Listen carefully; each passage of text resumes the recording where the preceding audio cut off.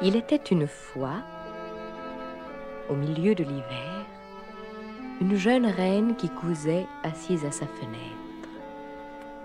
Comme elle levait les yeux pour regarder les flocons tombant du ciel comme du duvet, elle se piqua le doigt avec son aiguille et 3 gouttes de sang tombèrent dans la neige. Leurs taches rouges faisaient un si bel effet dans cette blancheur.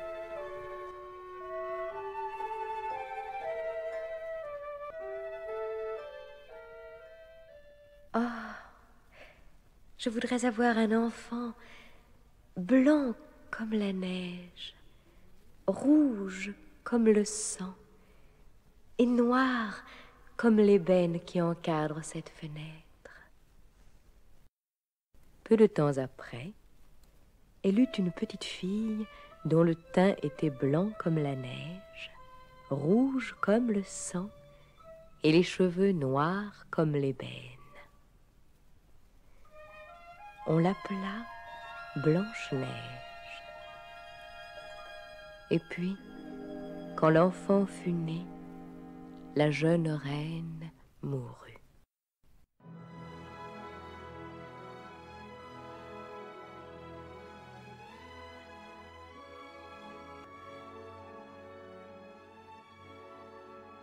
Un an plus tard, le roi prit une autre épouse. C'était une belle femme, mais fière, hautaine, ne pouvant souffrir que quelqu'un la surpassât en beauté. Elle avait un miroir magique, et quand elle se mettait devant pour se regarder, elle disait « Petit miroir, mon ami, quelle est la plus belle de tout le pays ?» Et le miroir répondait « Madame la reine, vous êtes la plus belle de tout le pays. » Alors, elle était tranquille, car elle savait que le miroir disait vrai. Cependant, Blanche-Neige grandissait et embellissait de plus en plus. Quand elle eut 7 ans, elle était aussi belle que la lumière du jour et plus belle que la reine elle-même. Et un jour que celle-ci demandait au miroir « Petit miroir, mon ami, quelle est la plus belle de tout le pays ?» il répondit « Madame la reine, vous êtes la plus belle ici, mais Blanche-Neige est 1000 fois plus jolie. » Alors la reine prit peur et devint jaune et verte de jalousie. Dès lors, quand elle apercevait Blanche-Neige, son cœur se retournait dans sa poitrine tant elle haïssait l'enfant. Et sa jalousie et son orgueil ne cessaient de croître comme une mauvaise herbe, de sorte qu'elle n'avait de repos ni le jour ni la nuit. Elle fit alors venir un chasseur et lui dit « Emmène l'enfant dans la forêt.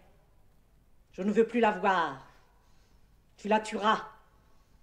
Et comme preuve, tu m'apporteras son foie. » Le chasseur obéit et l'emmena. Mais quand il eut tiré son poignard et voulut percer le cœur innocent de Blanche-Neige, elle se mit à pleurer et dit « Monsieur, ne me faites pas de mal. Oh, laissez-moi me sauver dans la forêt. Je vous jure que vous ne me verrez plus jamais dans le palais de mon père. » Elle était si jolie que le chasseur eut pitié et lui dit « Cours donc, pauvre enfant. Les bêtes sauvages auront tôt fait de te dévorer, pensa-t-il. » Mais de savoir qu'il ne l'avait pas tué le soulageait d'un grand poids. Et comme un jeune marcassin venait vers lui en bondissant, il l'égorgea, prit ses poumons et son foie, et les rapporta à la reine comme preuve. Le cuisinier dut les faire cuire au sel, et la méchante femme les mangea, croyant avoir mangé les poumons et le foie de Blanche-Neige. Maintenant, la pauvre enfant était toute seule dans les grands bois. Elle avait si peur qu'elle regardait craintivement toutes les feuilles des arbres et ne savait à quel saint se vouer. Elle se mit à courir sur les cailloux et à travers les ronces, et les bêtes sauvages passaient devant elle en bondissant, mais sans lui faire le moindre mal. Elle courut aussi longtemps que ses jambes purent la porter, et alors qu'il commençait à faire sombre, elle vit une petite maison et y entra pour se reposer. Oh, si je pouvais entrer là pour me reposer un peu.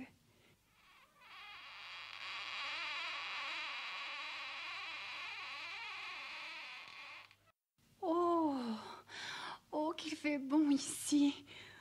Oh, oh, mais c'est une maison de poupée. Tout est petit, petit. Mais cette maison abrite beaucoup de monde. Voyons, combien sont-ils? 1, 2, 3, 4, 5, 6, 7. Il y a 7 petites assiettes et 7 petits gobelets pour boire. Et là-bas, 7 petits lits tout prêts pour la nuit. À l'intérieur, tout était petit, mais si mignon et si propre qu'on ne saurait en donner une idée. Il y avait une petite table recouverte d'une nappe blanche avec 7 petites assiettes, chacune avec sa petite cuillère, puis 7 petits couteaux et fourchettes et 7 petits gobelets.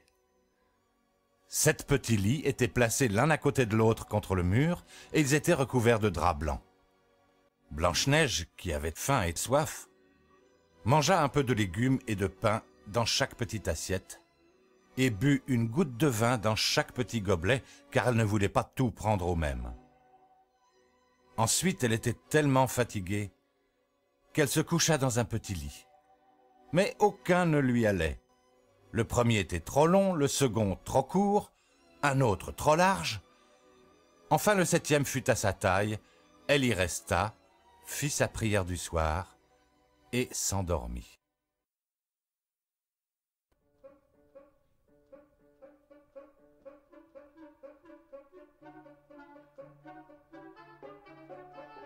Quand la nuit fut tombée, les 7 nains, à qui appartenait la maison, rentrèrent de leur travail dans les montagnes.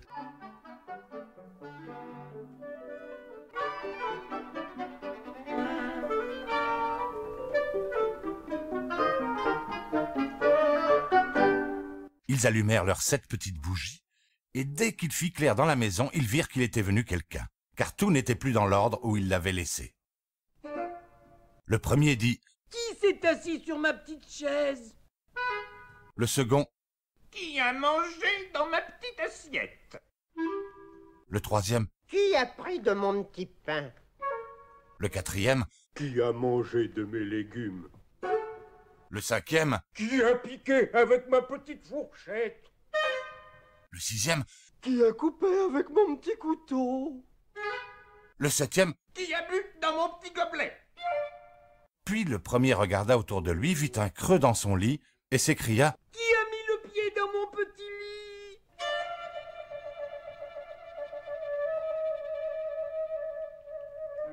Les autres accoururent et s'écrièrent « Quelqu'un s'est aussi couché dans le mien !»« Quelqu'un s'est aussi couché dans le mien !»« Quelqu'un s'est aussi couché dans le mien !» Mais en regardant dans son lit, le 7e aperçut Blanche-Neige qui dormait.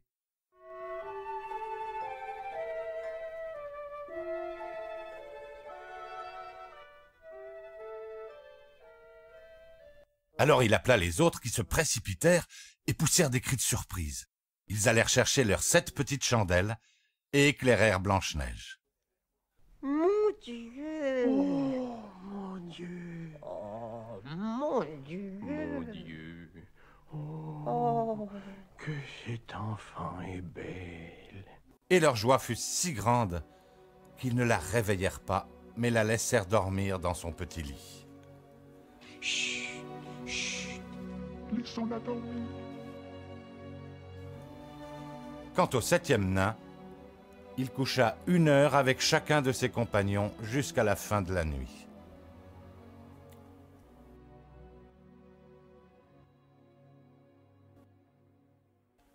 Blanche-Neige se réveilla et en voyant les 7 nains, elle eut peur. Mais ils se montrèrent gentils et lui demandèrent « Comment t'appelles-tu ?»« Comment t'appelles-tu ? Comment t'appelles-tu ? comment t'appelles-tu? Comment es-tu venu dans notre maison ? Je m'appelle Blanche-Neige et je viens de très loin. La méchante reine, qui est la femme de mon père, a voulu me faire périr parce qu'elle ne m'aime pas. Oui. Mais son valet eut pitié de moi et il m'a laissé fuir dans la forêt. Oh, j'ai couru tout le jour. Et vers le soir, j'ai trouvé votre maison et je suis entrée chez vous parce que j'avais peur et que j'étais très fatiguée. Les nains lui dirent: Si tu veux faire notre ménage, La cuisine Les lits, la lessive. coudre et tricoter, et tenir tout bien en ordre et bien propre. Tu peux rester chez nous. Et tu ne manqueras de rien. Oh oui! Oh merci mes amis! Je serai si bien près de vous! Et elle resta chez eux. Le matin, ils partaient pour la montagne où ils travaillaient, et le soir, lorsqu'ils rentraient, leur repas était prêt et la maison en ordre. La fillette étant seule tout le jour, les bons nains lui conseillèrent la prudence et dirent: Méfie-toi de la reine. Méfie-toi de la reine. Méfie-toi de la reine. méfie-toi de la reine. Elle saura bientôt que tu es ici. Ne laisse entrer personne. Personne. Personne. Personne. Personne. Mais la reine, croyant avoir mangé le foie et les poumons de Blanche-Neige, ne douta pas d'être de nouveau la plus belle de toutes. Elle se mit devant son miroir et dit: Petit miroir, Mon ami, quelle est la plus belle de tout le pays? Alors le miroir répondit: Madame la reine, vous êtes la plus belle ici. Mais Blanche-Neige, au-delà des monts chez les 7 nains, est encore 1000 fois plus jolie. Alors elle eut peur, car elle savait que le miroir disait la vérité. Et elle comprit que le chasseur l'avait trompée et que Blanche-Neige était toujours en vie. Elle chercha de nouveau un moyen de la tuer, car la jalousie ne lui laissait pas de repos. Quand elle eut enfin imaginé un moyen, elle se maquilla le visage, s'habilla en vieille mercière pour être tout à fait méconnaissable. Ainsi déguisée, elle se rendit chez les 7 nains par-delà les 7 montagnes, frappa à la porte et cria: Belle marchandise à vendre, à vendre. Blanche-Neige regarda par la fenêtre et dit: Bonjour, madame. Qu'avez-vous à vendre? De la bonne marchandise, de la belle marchandise, des lacets de corsage de toutes les couleurs. Oh, je peux bien laisser entrer cette pauvre vieille. Ah, et ce ruban serait si joli sur mon corsage. Elle tira le verrou et acheta le joli lacet. Enfant, à quoi ressembles-tu? Viens, je vais te lacer comme il faut. Blanche-Neige ne se méfia pas, se plaça devant la vieille qui lui serra la taille si vite et si fort que Blanche-Neige en perdit le souffle et tomba comme morte. Fini pour toi maintenant d'être la plus belle. Et elle partit en courant. Peu après, à l'heure du dîner, les 7 nains rentrèrent à la maison. Mais quelle ne fut pas leur frayeur en voyant leur chère Blanche-Neige couchée par terre. Elle ne remuait ni ne bougeait plus qu'une morte. Ils la relevèrent et, découvrant qu'elle était trop serrée, coupèrent le lacet. Alors elle se remit à respirer et se ranima peu à peu. Quand les nains apprirent ce qui s'était passé, ils dirent: La vieille marchande, c'est la maudite reine. Méfie-toi. Méfie-toi. Méfie-toi. Méfie-toi, Ne laisse entrer personne. Personne. quand nous ne sommes pas près de toi. Personne. Personne. Personne. Personne. Personne. Sitôt rentrée chez elle, cependant, la reine alla devant son miroir et demanda: Petit miroir, mon ami, quelle est la plus belle de tout le pays? Alors il répondit comme l'autre fois: Madame la reine, vous êtes la plus belle ici. Mais Blanche-Neige, au-delà des monts chez les 7 nains, est encore 1000 fois plus jolie.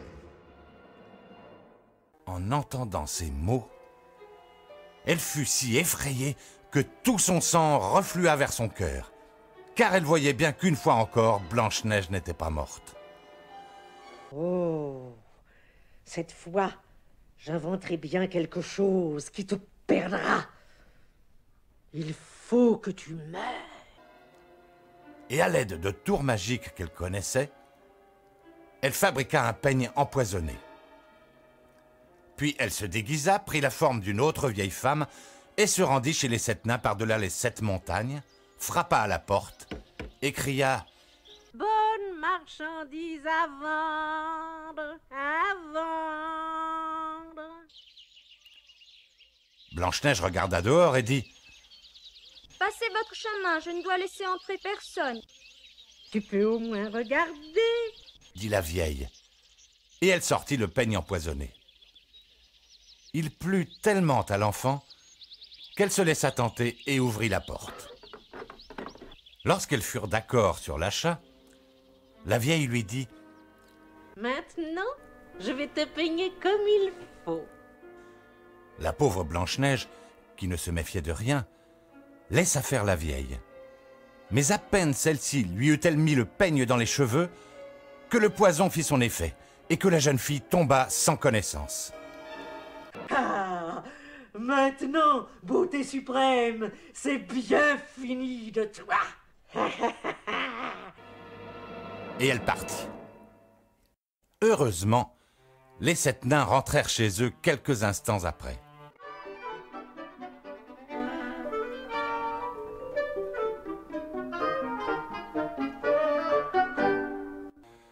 Quand ils virent Blanche-Neige couchée par terre, comme morte, ils soupçonnèrent aussitôt la reine, cherchèrent et trouvèrent le peigne empoisonné. Et à peine l'avaient-ils retiré que Blanche-Neige revenait à elle et leur racontait ce qui était arrivé. Alors ils lui conseillèrent une fois de plus d'être sur ses gardes et de n'ouvrir la porte à personne. Prends bien garde! N'ouvre la porte à personne. Personne. Une fois chez elle, la reine se mit devant son miroir et dit « Petit miroir, mon ami, quelle est la plus belle de tout le pays ?» Alors il répondit comme avant. « Madame la reine, vous êtes la plus belle ici. Mais Blanche-Neige, au-delà des monts chez les 7 nains, est encore 1000 fois plus jolie. » En entendant le miroir parler ainsi, elle tressaillit et trembla de colère. « Oh, il faut que Blanche-Neige meure, même si cela doit me coûter la vie. » Elle alla dans une chambre, secrète et solitaire, où personne n'entrait jamais, et fabriqua une pomme empoisonnée.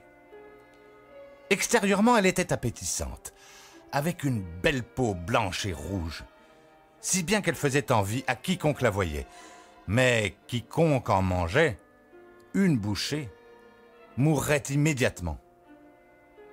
Quand la pomme fut fabriquée, elle se maquilla le visage, se déguisa en paysanne et se rendit chez les 7 nains par-delà les 7 montagnes. Elle frappa à la porte. Blanche-Neige passa la tête par la fenêtre et dit « Non, je ne peux laisser entrer personne dans la maison. » Cela ne fait rien, va. Je vendrai bien quand même mes pommes. Tiens, je t'en offre une. Non, merci, madame. Aurais-tu peur d'être empoisonnée? Regarde, je coupe la pomme en deux. La moitié rouge est pour toi et c'est moi qui mangerai la blanche. Mais la pomme était faite si habilement que seul le côté rouge était empoisonné. La belle pomme faisait envie à Blanche-Neige. Et quand elle vit la paysanne en manger, elle ne put résister plus longtemps, tendit la main et prit la moitié empoisonnée. Mais à peine en avait-elle pris une bouchée qu'elle tombait morte.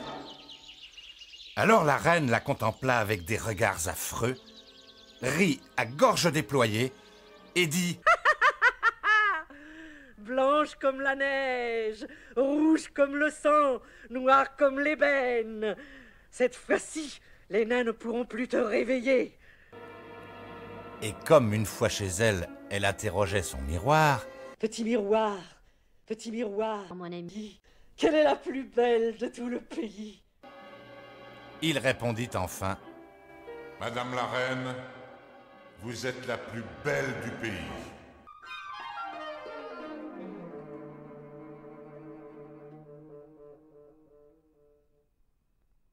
Alors son cœur jaloux fut en repos. Autant qu'un cœur jaloux puisse trouver le repos.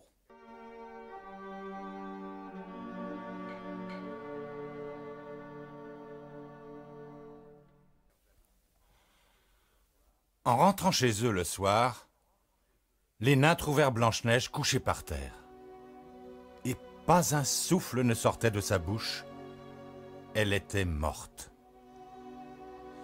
Ils la relevèrent, cherchèrent s'ils ne trouvaient pas quelque chose d'empoisonné, la délacèrent, lui peignèrent les cheveux, la lavèrent avec de l'eau et du vin, mais tout cela fut inutile. La chère enfant était morte et le resta. Ils la mirent sur une civière, s'assirent tous les 7 auprès d'elle et pleurèrent 3 jours durant. Puis ils voulurent l'enterrer. Mais elle était toujours aussi fraîche qu'une personne vivante. Et elle avait encore ses belles joues rouges, de telle sorte qu'ils ne voulurent pas la mettre dans la terre noire.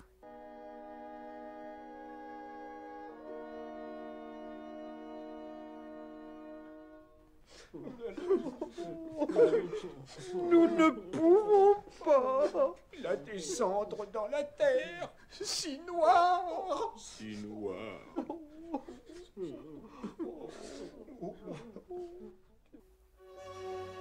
Ils fabriquèrent un cercueil de verre transparent dans lequel ils la couchèrent, et ils écrivirent dessus son nom en lettres d'or, et qu'elle était fille de roi.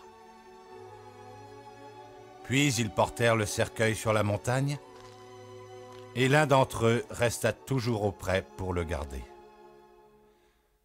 Les animaux vinrent aussi pleurer Blanche-Neige. D'abord une chouette, puis un corbeau, enfin une petite colombe. Blanche-Neige demeura longtemps, longtemps dans le cercueil. Elle avait l'air de dormir, car elle restait toujours blanche comme neige, rouge comme sang et noire de cheveux comme bois d'ébène.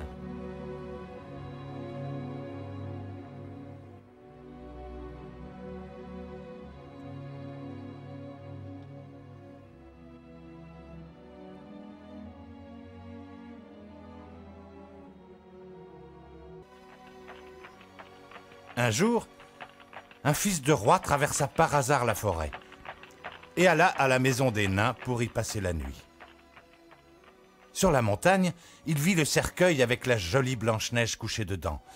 Il lut ce qui était écrit dessus en lettres d'or et il dit aux nains: « Laissez-moi ce cercueil. Je vous donnerai ce que vous voudrez en échange. » « Nous ne le donnerons pas pour tout l'or du monde. » « Non, non, non, non, non. Pour tout l'or du monde. » Alors faites mon cadeau, car je ne peux pas vivre sans voir Blanche-Neige. Je l'honorerai, je la considérerai comme ce que j'ai de plus cher. En l'entendant parler ainsi, les bons nains eurent pitié de lui et lui donnèrent le cercueil. Le prince ordonna à ses serviteurs de l'emporter sur leurs épaules, mais l'un d'entre eux trébucha contre un buisson et par suite de la secousse, le bout de pomme empoisonné dans lequel Blanche-Neige avait mordu lui sortit de la gorge. Bientôt elle ouvrit les yeux, souleva le couvercle du cercueil et se dressa. Mais où suis-je donc? Tu es auprès de moi. Je t'aime plus que tout au monde. Viens avec moi dans le château de mon père. Je veux que tu deviennes mon épouse. Alors Blanche-Neige l'aima et le suivit. Et leur mariage fut préparé en grande pompe et magnificence. Mais on invita aussi à la fête la méchante belle-mère de Blanche-Neige. Quand elle eut revêtu de beaux habits, Elle alla devant son miroir et dit: Petit miroir, mon ami, quelle est la plus belle de tout le pays? Le miroir répondit: Madame la reine, vous êtes la plus belle ici. Mais la jeune reine, Blanche-Neige, est 1000 fois plus jolie. Alors la méchante femme entra dans une terrible colère. Elle fut tellement effrayée qu'elle ne sut que faire. D'abord, elle ne voulut pas aller au mariage. Mais la curiosité ne lui laissant pas de répit, elle partit pour voir la jeune reine. En rentrant dans le château, elle reconnut Blanche-Neige, et d'angoisse et d'effroi, elle resta clouée sur place. Mais déjà, on avait fait rougir sur des charbons ardents des chaussures en fer qu'on apporta avec des tenailles et qu'elle dut mettre pour danser jusqu'à ce qu'elle tombe morte.